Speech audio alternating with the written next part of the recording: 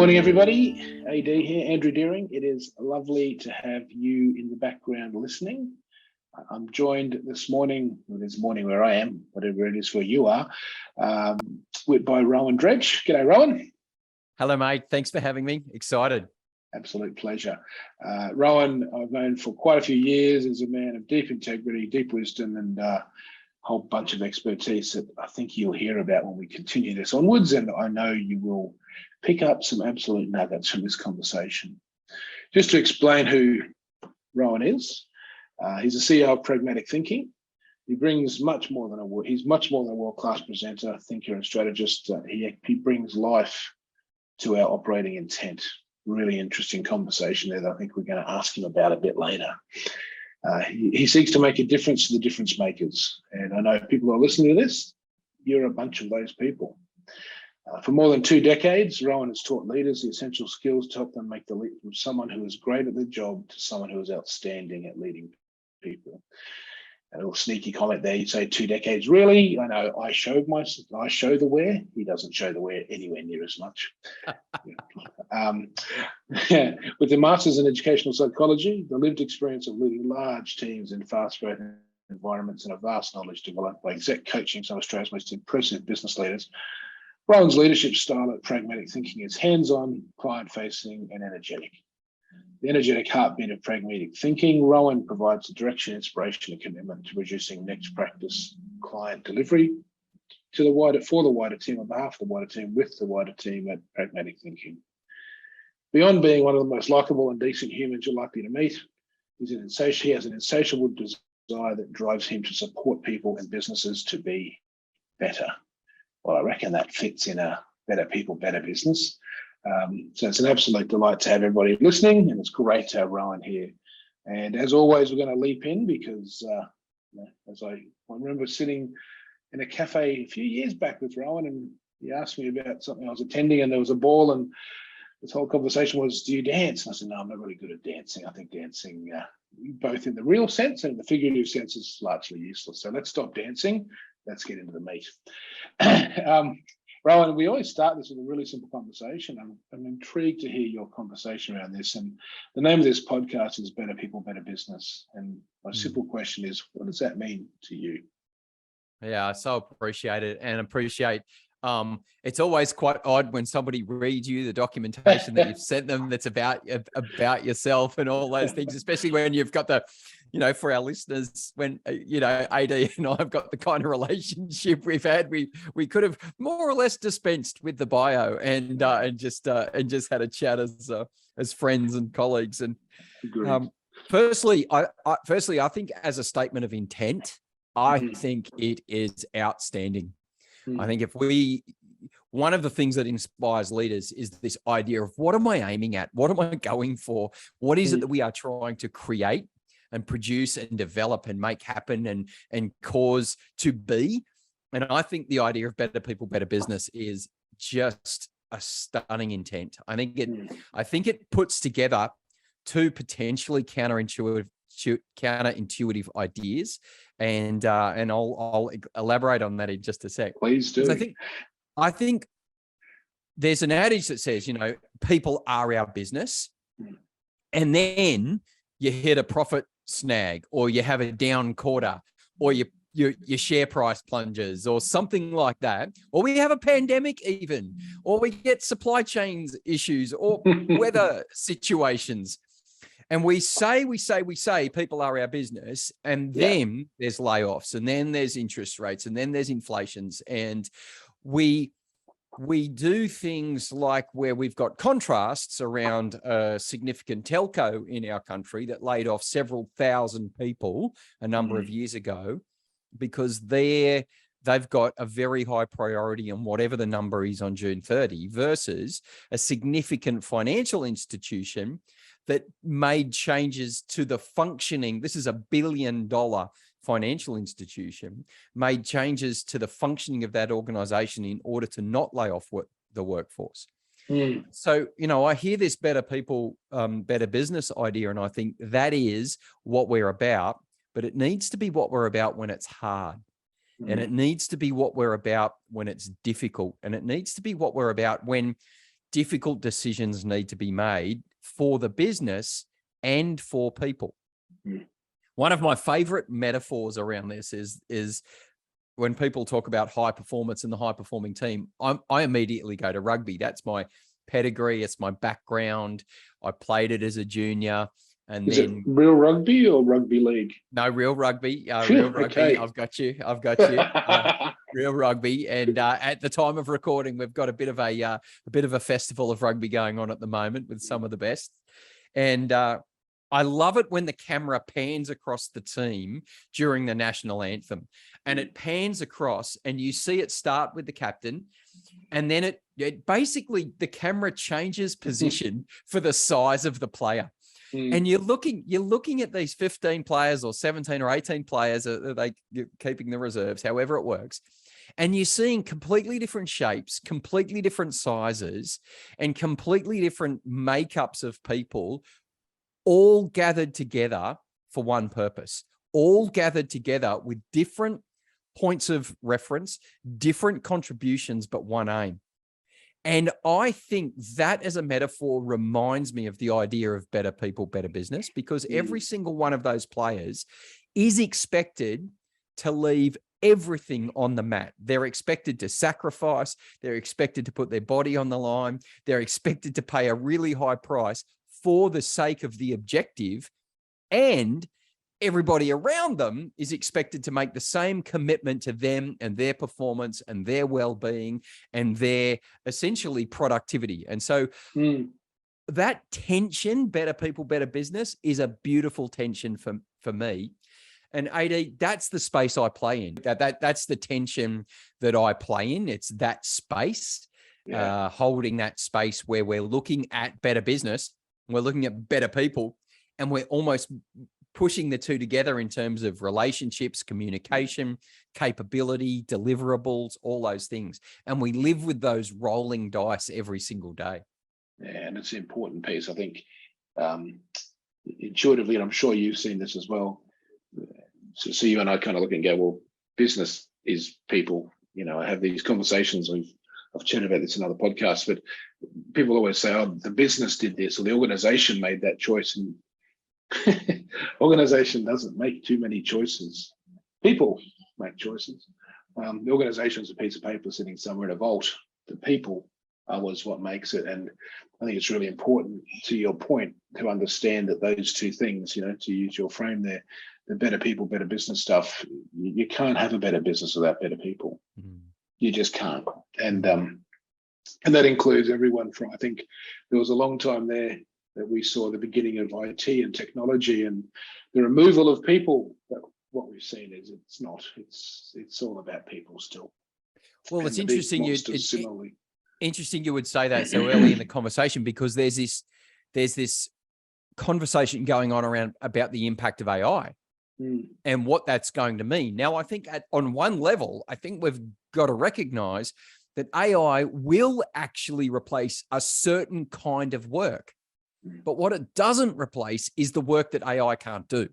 Yeah. And I think, again, sometimes, AD, we get caught in the linear thinking or the binary thinking. And you and I both know from our thought leaders community that when we can start to think in multiples, when we can start to think outside of the binary, we can begin to look at the nature of the relationships between technology changes and human expectations and all the various things that we get. I find that stuff really fascinating, because when we can look at the intersections and when we can look at the nuances and when we can look at where do we get productivity advantages, but then what does that create for the way we need to develop our people? And again, 30 years of doing this, never, and I will go on record to say, never have I discovered the end of the ability to keep developing people and keep creating human environments that people love to be part of and love to thrive in. And I've been in all of them. I've been across the whole continuum, ones that I just couldn't wait to get out of, ones that I created myself that weren't that great, and ones that were fantastic as well. So it's really nice. quite interesting. Yeah, nice. And I'll jump back to part of your conversation in there. That the thing that triggered me was another statement I hear a lot of, which I don't particularly like, but I hear a lot of. And it's this whole frame, and I'm interested to hear your thoughts, this frame of, well, it's just business, Rohan. It's just business. And it's often used in places where it is decisions that are way less human, way less kind, and way less about better people or better business for that matter. But there's this frame of, well, it's just business. How do you, when you hear those things, what does that make you think? Where do you go to with that one? Yeah, look, for me, it's the tensions and the relationships. And I think it's recognizing that those things are true. So let's stay with it's just business for a minute and hold that thought. Without the business, what does it actually give the people? If it is not, if the business is not there, if the business does not exist, or the business isn't able to continue to operate or move forward, there are significantly more people that are negatively impacted by that. I think the concern with the phrase that you may share and that I would have is we often use it as an excuse to be impersonal. Yeah. We often use it as an excuse to be indirect in the way that we're directly impacting people's livelihoods and their lives and their confidence. And that sort of industrial age, technological age idea around what it is that, we've got to cut 10% of workforce, and we start to use impersonal phrases to describe people, head count, all these sorts of things. I think that's when we start to get into the challenges of it. And so on one level, I'm a big believer in the business. In fact, as a CEO, my responsibility, my ultimate responsibility is to make decisions in the best interests of a profitable business. Yep. And include, take on board, engage, and help the people participate in that adventure. And it's that tension. So, I think when we use it as an excuse, it's a problem. When we recognize the relationship and the tensions, it requires more of us as leaders. Change management's harder, AD. Business changes because of market conditions are harder. These things are hard. Pandemics are hard. And this is why I think what we're facing some serious fatigue challenge among leaders at the moment. We're seeing the people restructuring their lives around tree changes and sea changes. We're seeing it being a really strong employee market at the moment, and particularly in sectors. And so it's just a fascinating series of relationships and tensions. And the leader's job is to put those tensions together and work out the most effective way forward, where people can be, where the business benefits and the people benefit. Yeah. I think the joining word for this podcast is better. Okay. It's not one or the other. It's hold the tension, hold the space, live with it. And I think it's a real challenge that never goes away. We just lean into it week in, week out, quarter in, quarter out, year in, year out. That's good. I know you're an example of one of those sea changes. As we lovingly say, the Mexicans that have come north. Find yourself located down on the Gold Coast these days from a choice around family and just choice. And lots of people are making that choice.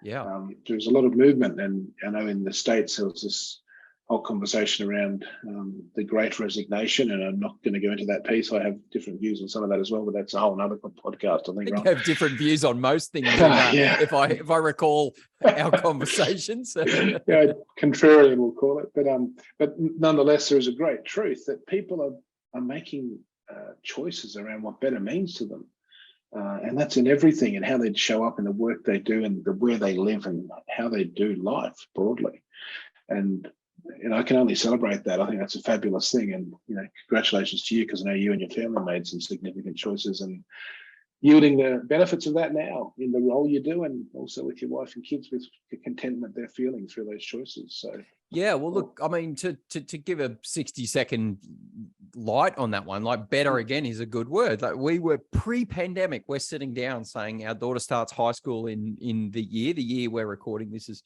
2022. She starts high school. And I just said to my wife, where do you want to live? Now, it did so happen we were on the balcony of the southern Gold Coast on holidays at the time. Well played. Well played. And I, a bunch of years ago, we made a big change as a family because of my work and the priority around that. And I said to my wife, you can, I don't mind it. Wherever you want to live, I'll go. Place is less important to me than ever before. What would you like to do? And we navigated it together. We make decisions together. And so pre-pandemic, we identified Southern Gold Coast because 13 years in Melbourne and 25 years in, or longer even, in Sydney, we wanted to move somewhere warmer. We've already got community here. And even pre my role at Pragmatic Thinking, we were going to move. And it turns out we're close by. And the business works out. But you're right, like for us, what does better look like as a family? Better looked like relocating to somewhere warmer where there was community, there was good educational opportunities for the kids, and a lifestyle to die for. I jumped on a plane and landed in Melbourne, and it was 1 degree. And I was reminded, and I'm not a hater, I just love going back to Melbourne. I love the city. It's just beautiful. It is. But I was reminded of how quickly we adapt when we choose what better might look like.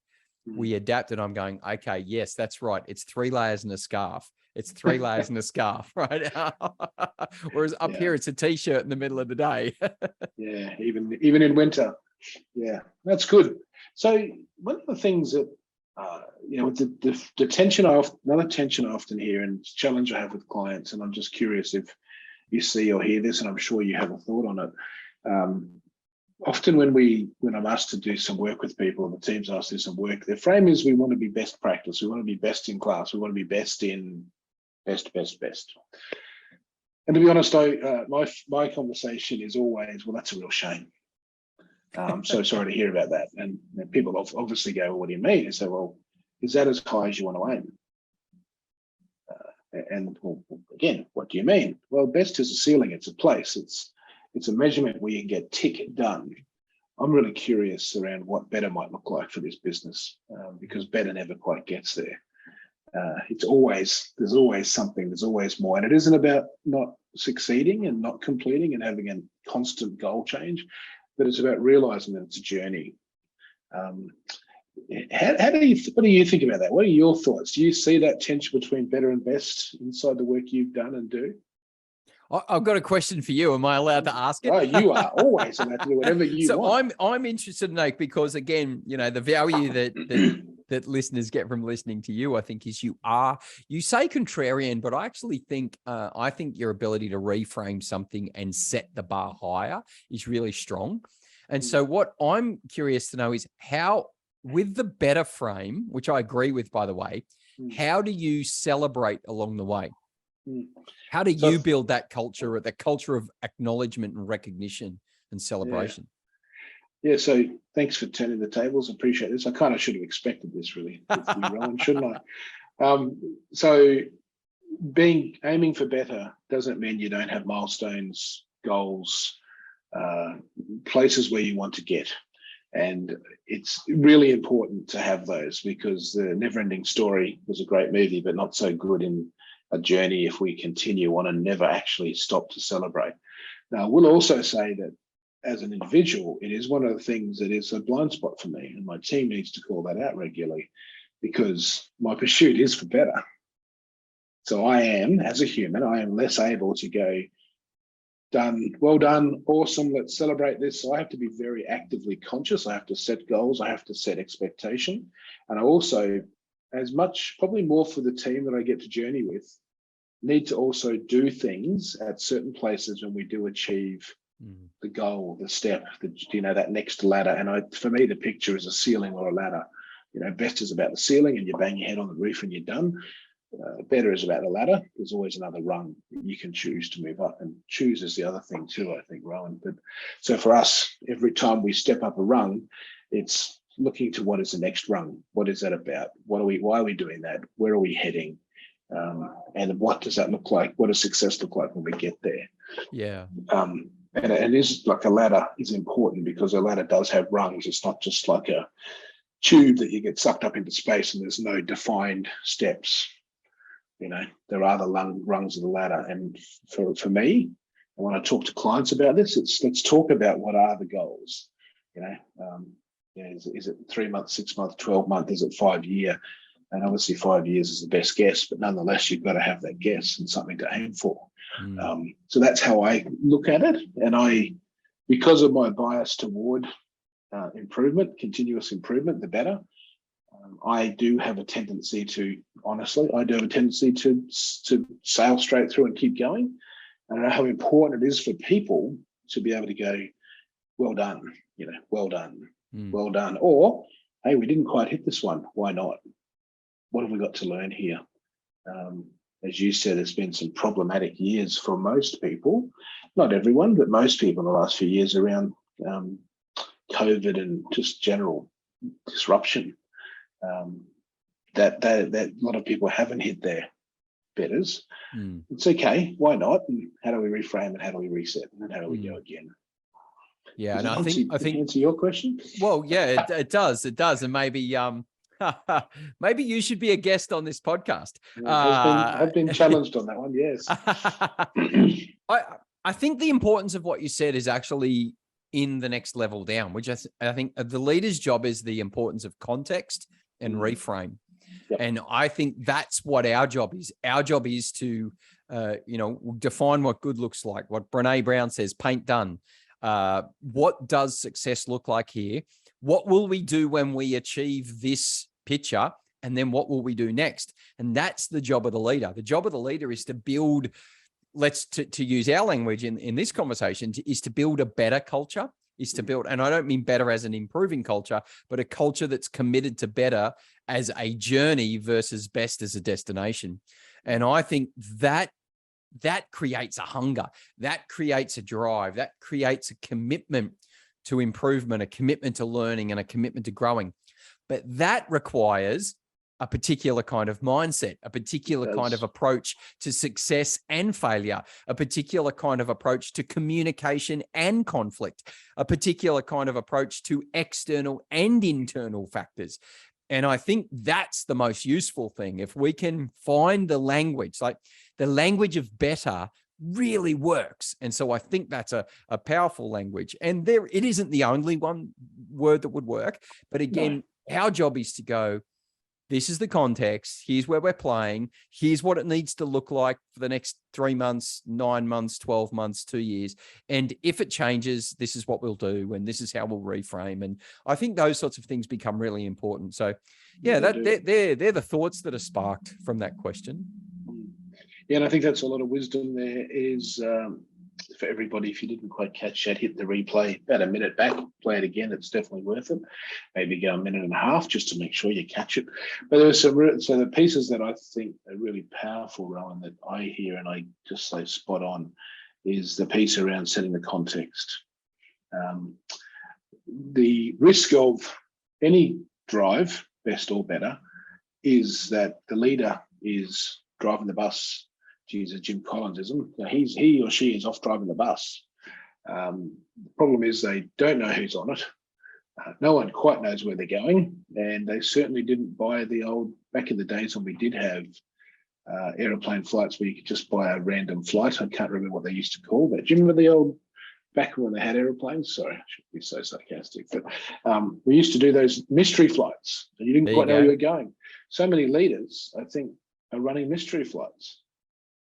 It's definitely a plane. It's definitely going somewhere. Not quite sure where. And oh gosh, I hope it's fun when we get there. And people have paid for the mystery flight to come along. They're expecting from Melbourne to end up at Cairns, and they end up at Timbuktu and a little bit confused what went wrong here, or actually end up circling and landing straight back in Melbourne. And again, it's being clear around and taking people on the journey. And again, that's I know this is something you do, and it's something you preach strongly, is around this. There's no point just the leader racing off. The whole team has to go. Yeah, and I think, I have a phrase that definitely doesn't originate from me, but it's used all over the place. Like the disappointment is the difference between expectations and experience. Mm.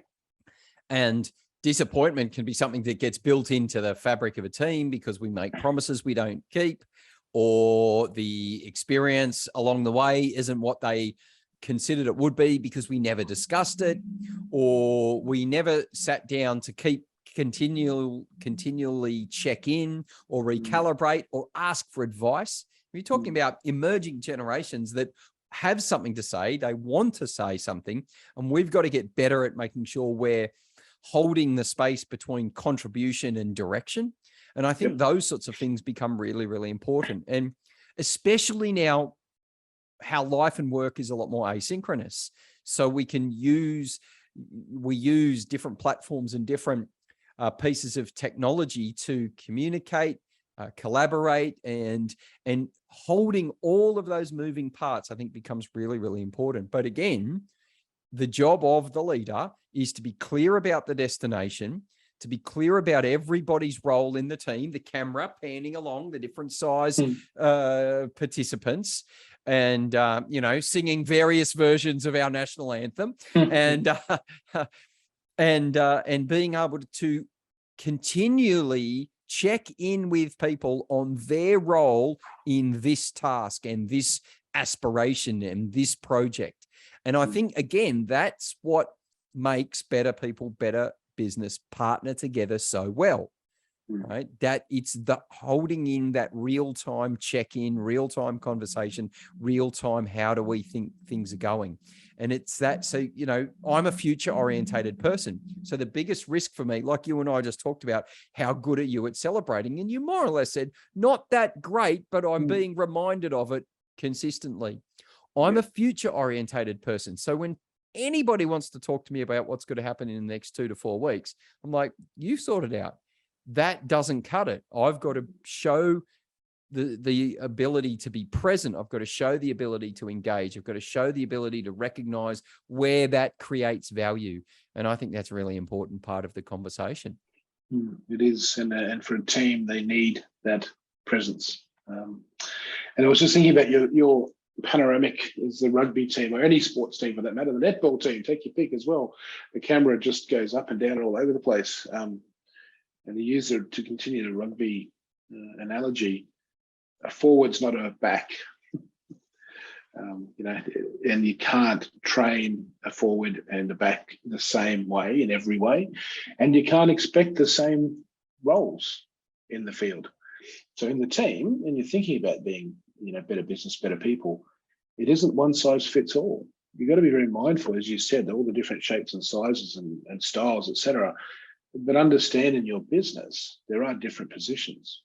You do have forwards, you do have backs, you have centers, you have all sorts of different, you have your goal defense, your goal attack in netball. Like, you've got all these different positions, and it's really important people understand their role, and really important how they understand their role inside the business. Yeah. And again, let's apply the better business, better people principle here, clarifying that so that people understand, what's the end game, what's the direction, what's the role, what does good look like? We use a phrase here at PT. When we're at our best, what are we doing? When we are not at our best, what are we doing? And it elicits the most profound conversations for the teams that we work with. Some of them have never had those conversations before. They've never had permission to say, when we're not at our best, this is what we're doing or what's happening.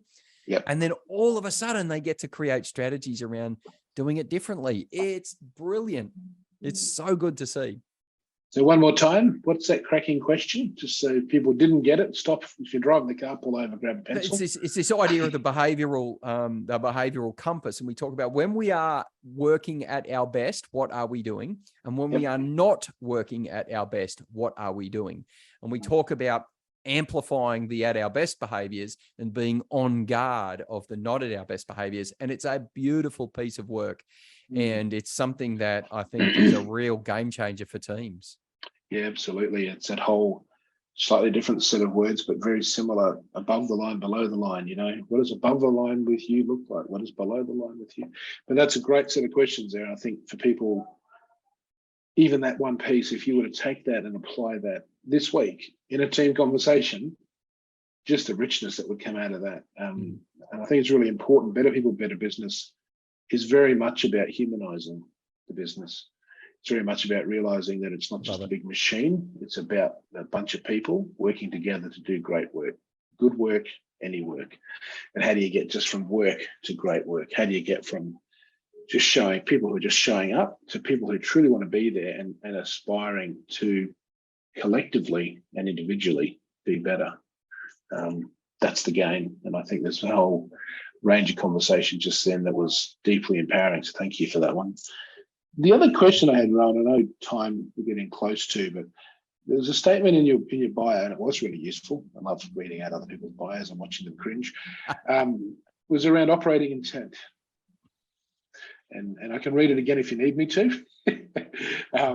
But you help bring to life our operating intent. I'm intrigued. What does that mean? What does that mean to you and to us? It's a great question. And again, I love the frame, better people, better business. So operating intent is something that we can stick on the wall. Bringing to life is something that we experience in the hall.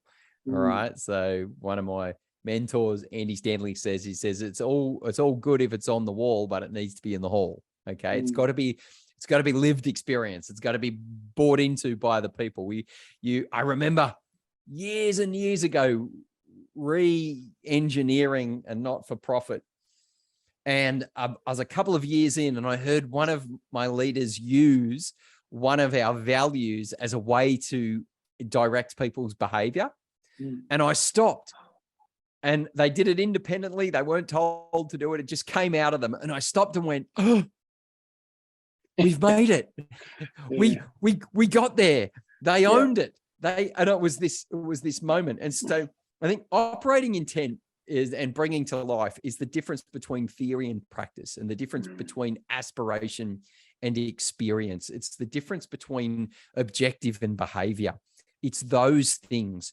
So the questions I most want to ask, answer, and work with organizations on is, are we being the things we say we are consistently, authentically, and in what way is that positively impacting the business objectives and the business strategy? And in what way is that positively impacting our people strategy and our people objectives?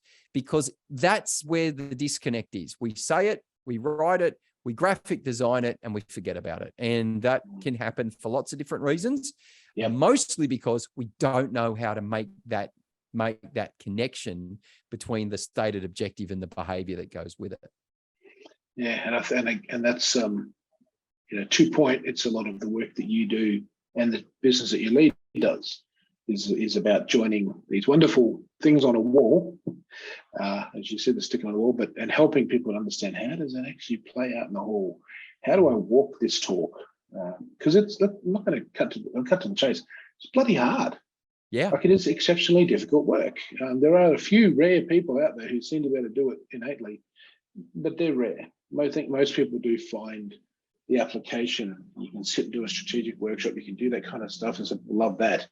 And then there's the sort of fly by the night, the loose on the run, who are creating interesting culture out there, but they don't necessarily have the strategy. But how do you have both? To use your words, the wall and the hall.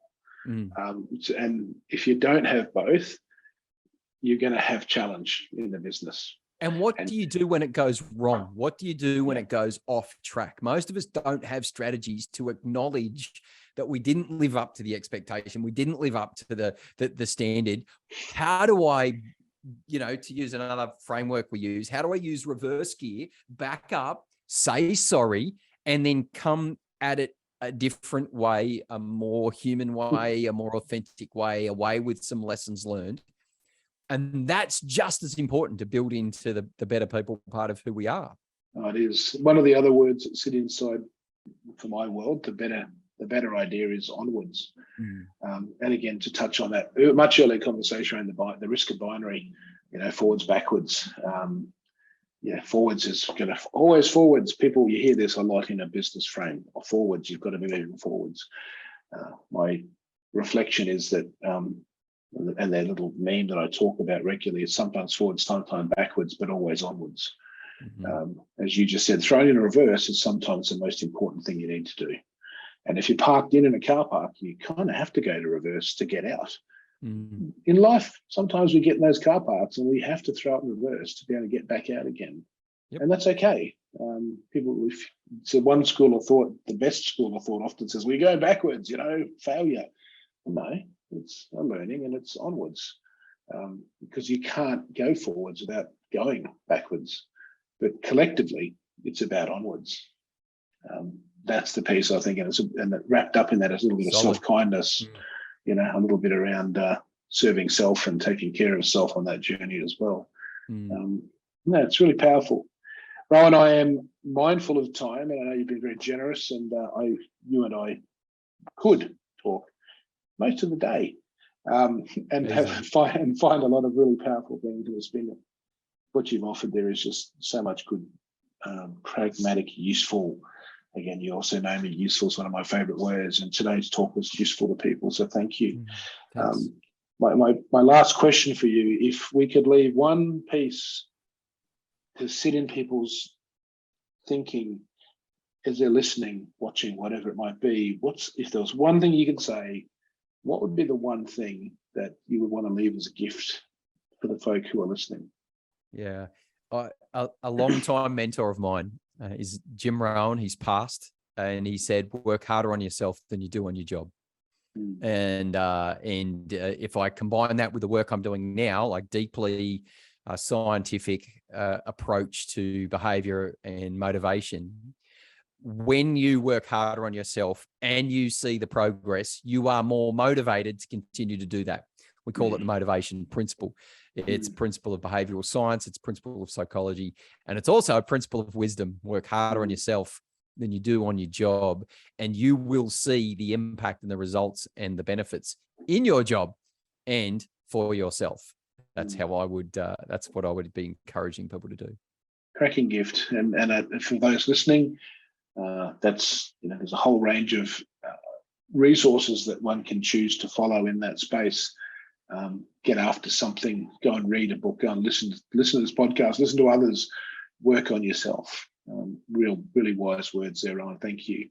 And for those who want to find out a bit more about Rohan and or the organisation that he leads, Pragmatic Thinking, we will have some comments in the show notes below, some links and etc. He is an amazing individual. I know you can blush again, Rohan. The business does amazing work and helps a whole range of organisations, large and small. They're a cracking unit, and they are very, my view, high trust, high delivery, and just a high quality organisation. And I would say the same thing for Mr. Dredge. Thank you very much for your time, Rohan. And if people want to reach out, I'm sure you'll be more than welcome to say g'day and talk about opportunities and how you might be able to help. No, it'd be a pleasure. I'm Rohan at pragmatichthinking.com. LinkedIn is the perfect way to have and start these kinds of conversations. But more to the point, better people, better business, better people. It's a beautiful tension. It's a fabulous relationship. And I think a good reason to keep having ongoing conversations. So thank you. Yeah. You're more than welcome. Thanks everyone for listening. We, as always, value your time and appreciate the investment you've made. And if you need to have a chat or a conversation, feel free to reach out. Always love to hear your thoughts as well. Not many, I get regular conversations, which is beautiful. I'm always happy to have more, because the more we can learn and understand what's going on in your world, the better we can help serve you. Have a cracking day, Mr. Dredge, and to all those out there, similarly. Thank you, mate. Talk soon. Cheers.